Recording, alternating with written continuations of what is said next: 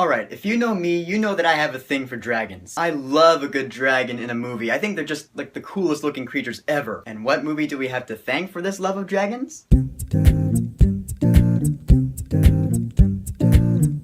The Hobbit, The Desolation of Smaug. Can I just start by saying that I hate it when people pronounce it Smaug? That's not how it's pronounced. It's not Smaug, it's not Smaug, it's Smaug. The Desolation of Smaug. Thank you very much. So this is the second chapter in the Hobbit trilogy. It continues the journey of Bilbo Baggins and the company of 13 dwarves to the Lonely Mountain to reclaim their homeland of Erebor. Right off the bat, I will say that this chapter is a lot more exciting. It ups the stakes for everybody, which is exactly what a second chapter is supposed to do in a trilogy like this. This one feels a little more like Lord of the Rings than the first one did. So the first thing that really happens in this movie is we meet this dude named Beorn. He's a skin changer, which means sometimes he's a man and other times he's a bear. A big, kind of weird looking bear. I don't really understand why he's in this movie though. If he appears in the third one, I'll understand, but for now, I just don't get why he's in here. The movie doesn't really pick up until we get to Mirkwood. It's this giant forest that's got a disease lying over it or something. Going into this movie, I was worried that it wouldn't show how thick with illusion this forest is supposed to be. It was a fear of mine. But they totally did. Bilbo looks down, he sees his own feet, but they're walking backwards. I'm still trying to make sense of that. The dwarves are getting all confused and angry at each other, so I was like, yes, thank you for showing that. Another thing you get to see in this movie is that Bilbo is starting to get addicted to this ring he found down in Gollum's cave. I bet he doesn't even know why he's starting to obsess over it, let alone the enormous history behind this ring. I love that though, it gives it kind of a scary quality. Imagine if I found this random ring and I didn't know the first thing about it and I just started obsessing with it all of a sudden, that would scare the living shit out of me. I'd be like, why am I so addicted to this damn thing?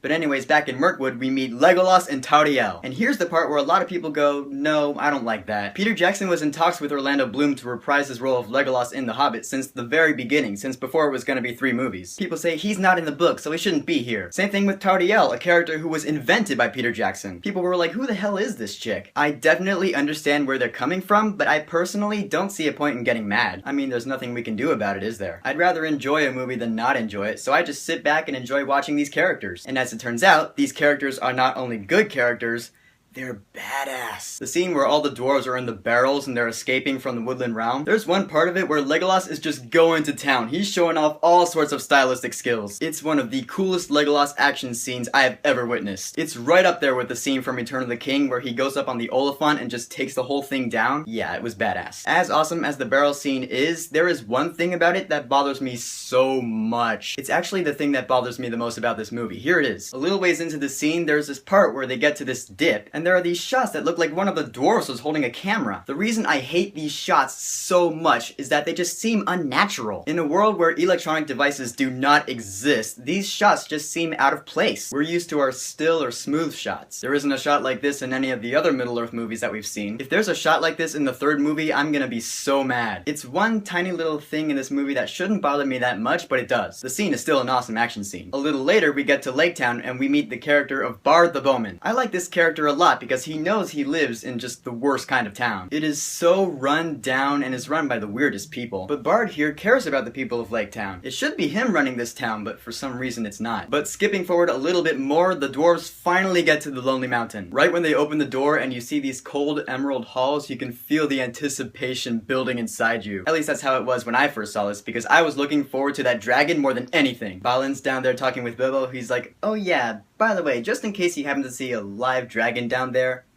don't waken it. I was like, it's coming! But before we get any further into that though, we got Gandalf and what he discovers at Dol Guldur. Remember, we heard that there was this necromancer dude hanging out there dabbling with black magic, so Gandalf goes over there to check it out. What went down there, I did not see coming. Gandalf is fighting this big evil black cloud. It did look a little CGI-ish, but I let it slide because this scene is so cool. It pins Gandalf against the wall and you see this giant flaming eye right in front of you. Gandalf's all, Sauron.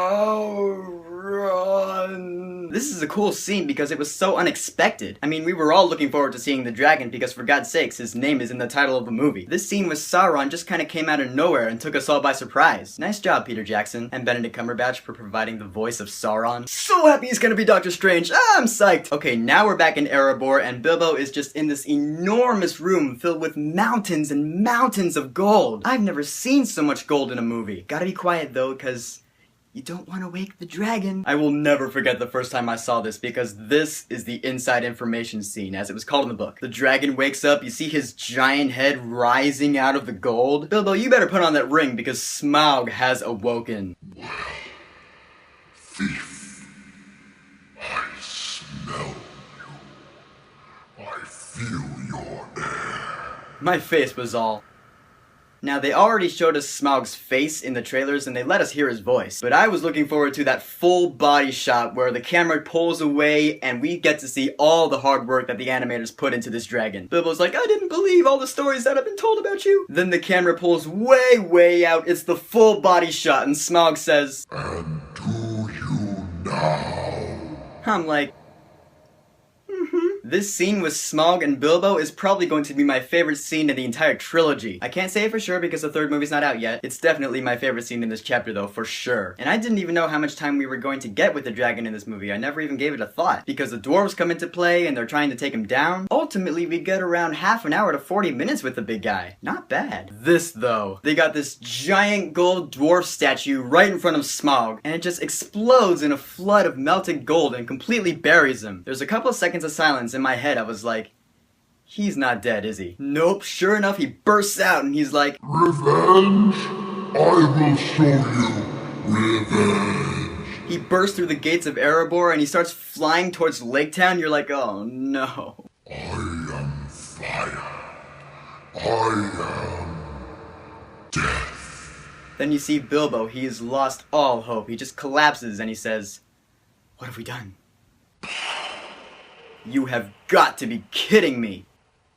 Oh, misty eye of the mountain below. I have never seen a cliffhanger ending like that in theaters in my life. We've spent an entire year hanging on, just waiting to find out what is going to be done about this. I guess we'll have to find out when the Battle of Five Armies is released in theaters. So here's my question for you guys. What is the best dragon you've ever seen? There have been some pretty damn cool dragons throughout cinema. My favorite is Smaug. Which one's your favorite? Whoever it is, go ahead and leave a comment. And don't forget to subscribe.